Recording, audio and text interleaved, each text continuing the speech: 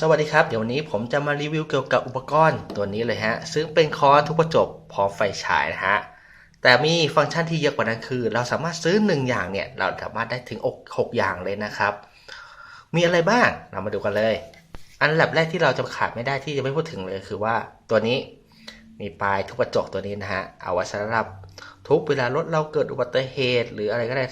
ที่เราสามารถออกได้ทางกระจกนะฮะเอาตัวเนี้ยสามารถทุบไปที่กระจกได้เลยนะฮะ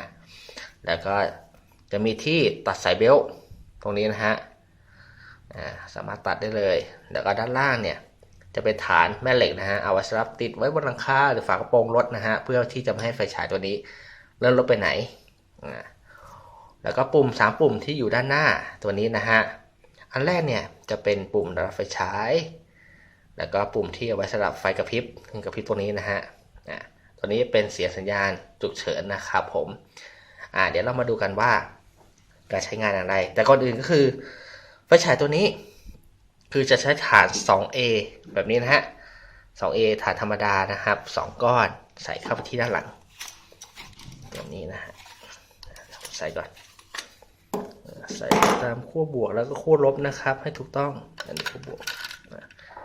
แล้วก็ขั้วลบนะฮะปิดฝาให้แน่น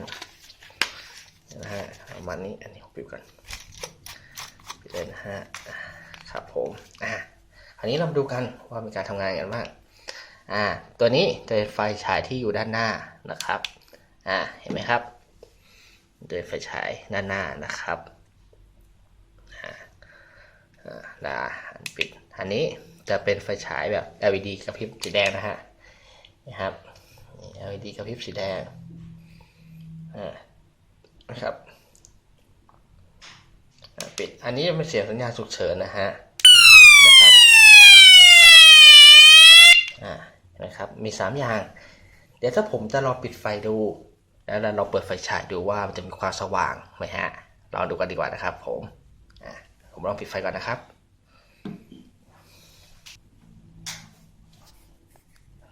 อันนี้ผมปิดไฟแล้วนะครับ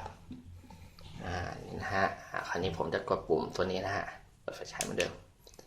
นะครับไฟฉายก็จะมีความค่อนข้างสว่างเลยทีเดียวนะฮะเห็นไหมฮะมีความสว่างอยู่คือสามารถส่องแสงได้ภายในกลางคืนได้เลยนะฮะผมลองเปิดไฟ LED กระพริบบ้างดีกว่านะฮะ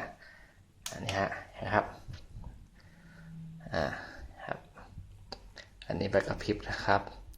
คือไฟ LED ตัวนี้คือว่าเราสามารถเอาไปติดบนหลังคาหรือรถหรือว่าฝากระโปรงก็ได้นะฮะเอาไว้เพื่อส่งสัญญาณว่าข้างหน้ามีอุบัติเหตุหรือว่าเราต้องการโบกรถก็ได้นะครับผมเห็นไหมฮะก็จะประมาณนี้นะครับผมการทำงานหลักๆเนี่ยก็จะมีอยู่ประมาณนี้ยังไงผมก็ขอฝากตัวไฟค้อนทุบกระจก